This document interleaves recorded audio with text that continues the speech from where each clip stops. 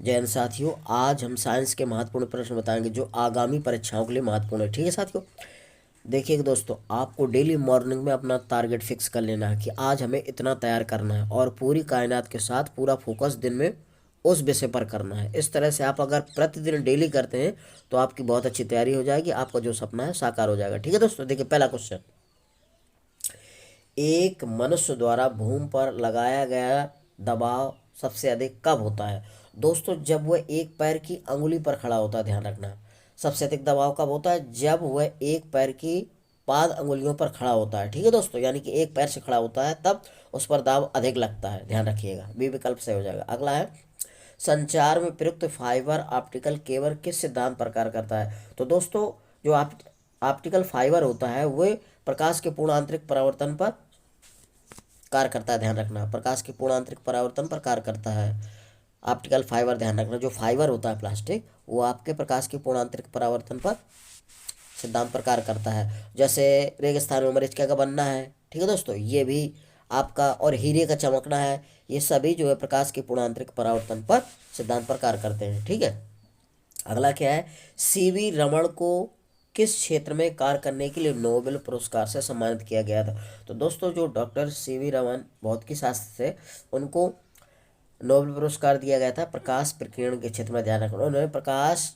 प्रभाव के खोज की थी, तो उन्हें प्रकाश प्रकीर्णन के लिए क्या दिया गया था? नोबेल पुरस्कार। तो ध्यान रखना, पूछा जाता है सीवी रमन किस खोज से संबंधित हैं और जिन्हें उनको नोबेल पुरस्कार प्रदान किया गया था, तो प्रकाश प्रकीर्णन से संबंधित है। ठीक है साथियों, ध्यान रखिएगा। अगला है, मोटर कार में शीतलन तंत्र रेडिएटर किस सिद्धांत पर कार्य करता है? तो दोस्तों, ये केवल चालन पर कार्य करता है। ध्यान रखना, मोटर कार में शीतलन तंत्र, जिसको रेडिएटर बोला जाता है, किस सिद्धांत पर कार्य करता है? केवल चालन। ठीक है दोस्तों, तीन विधियां होती हैं, चालन, समय, विकिरण, तो केवल चालन पर निर्भर करता है। अगला है, अत्यधिक ऊंचाइयों पर भोजन बनाने के लिए प्रेशर कुकर बेहतर है क्योंकि जल का क्वथनांक क्या होता है? दोस्तों, जल का क्वथनांक कम हो जाता है। ध्यान रखना, क्योंकि ऊपर वायुमंडलीय दाब कम होता है, तो वायुमंडलीय दाब कम होने के कारण क्वथनांक भी कम हो जाता है, तो प्रेशर को अधिक लाभदायक होता है, जल्दी पक जाता है भोजन। तो इसका बी विकल्प सही हो जाएगा। क्या? निम्नतर वायुमंडलीय दाब के कारण कम हो जाता है। क्या? क्वथनांक कम हो जाता है। जब वायुमंडलीय दाब कम होता है तो क्वथनांक भी कम हो जाता है। ठीक है, बी विकल्प सही हो।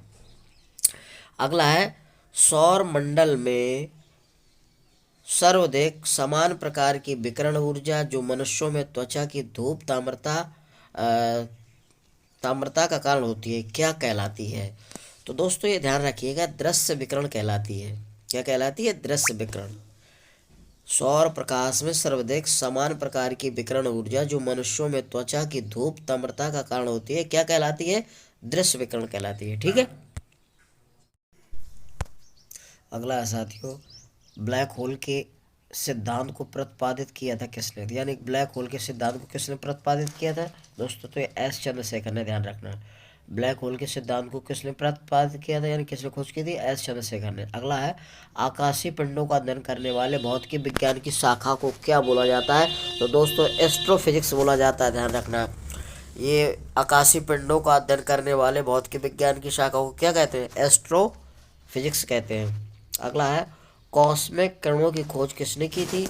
तो दोस्तों, ध्यान रखना, ये किसने की थी? विक्टर हेस ने की थी। कॉस्मिक किरणों की खोज किसने की थी? विक्टर हेस ने। राडार के आविष्कारक कौन थे? तो रॉबर्ट वाटसन थे। ध्यान रखना, राडार के आविष्कारक कौन थे? रॉबर्ट वाटसन थे। अगला है, गुरुत्वाकर्षण नियमों का आविष्कारक कौन है? गुरुत्वाकर्षण नियम किसने दिया था? न्यूटन ने। गुरुत्वाकर्षण के नियमों का आविष्कारक कौन है? न्यूटन। नोबेल पुरस्कार अल्फ्रेड नोबेल के नाम पर शुरू हुआ था, जिन्होंने खोज की थी किसके? डायनामाइट की। ध्यान रखना, नोबेल पुरस्कार अल्फ्रेड नोबेल के नाम से शुरू हुआ था, उन्होंने खोज की थी किसकी? डायनामाइट की। ठीक है साथियों,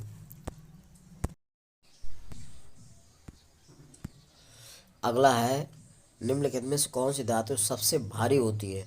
तो दोस्तों, सबसे भारी क्या होता है? सोना होता है। ध्यान रखना, परमाणु भार अधिक होता है इसलिए भारी होती है। कौन सी धातु सबसे भारी होती है? तो सोना। लोहा मत करिएगा।